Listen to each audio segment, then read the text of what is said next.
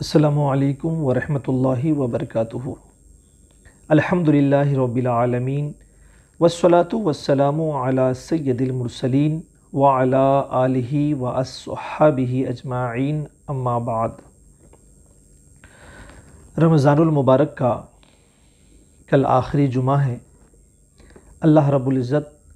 इस महीने और इस जुमा के बरक़ात से हम सभी को माला माल फरमाए। सोशल मीडिया पर एक मैसेज रमज़ानुल मुबारक के आखिरी जुमा के हवाले से बहुत तेज़ी से गर्दिश कर रहा है और यह मैसेज मुझे भी बहुत सारे अहबाब ने भेजकर इसकी वजाहत तलब की है, बल्कि बहुत सारे अइम्मा कराम ने भी इस मैसेज को मुझे भेजा है और पूछा है कि इस मैसेज की हकीकत क्या है, क्या ये दुरुस्त है। वो मैसेज क्या है कि उस मैसेज में हदीस के हवाले से ये बात दर्ज की गई है कि रमज़ानुल मुबारक के आखिरी जुमा में जो बंदा 4 रकात नमाज एक सलाम से इस तरह अदा कर ले कि चारों रकात में जो है सूरह फातिहा के बाद 7 मरतबा आयतल कुर्सी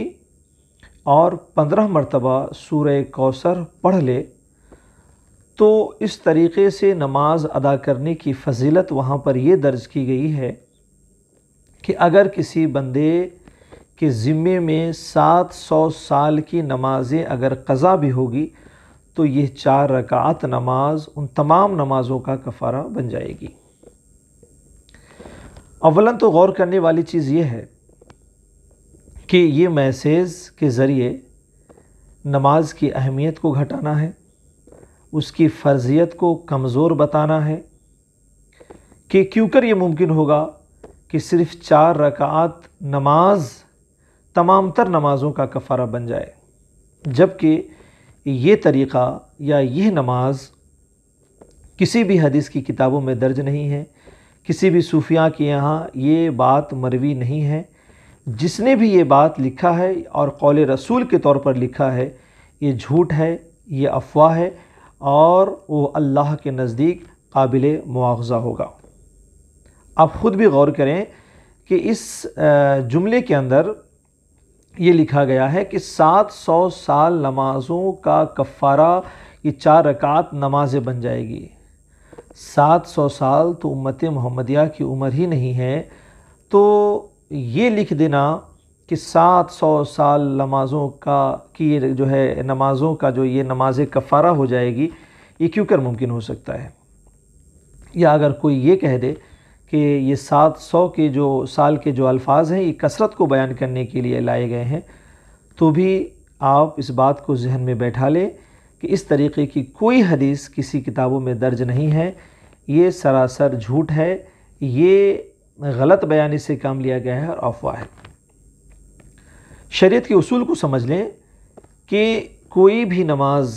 बंदे के ज़िम्मे में बाकी है और उसने नमाज तर्क कर दी है, तो उसके लिए लाजिम और ज़रूरी है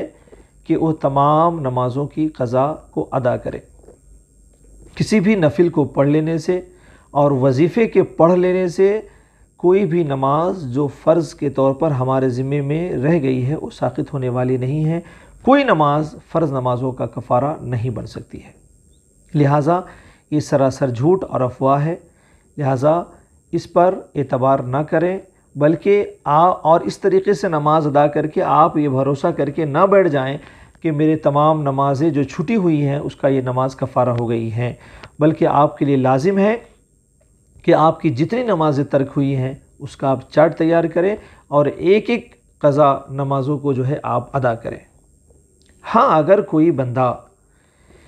इस तरीक़े से नमाज पढ़ता है, नफिल के तौर पे पढ़ता है, तो उम्मीद करते हैं कि अल्लाह उसे अजर व सवाब अता फ़रमाएगा। या फिर यह कि उसकी जो नमाज़ें अदा हुई हैं और उन नमाज़ों में कोई कमी और कोताहियाँ रह गई हैं,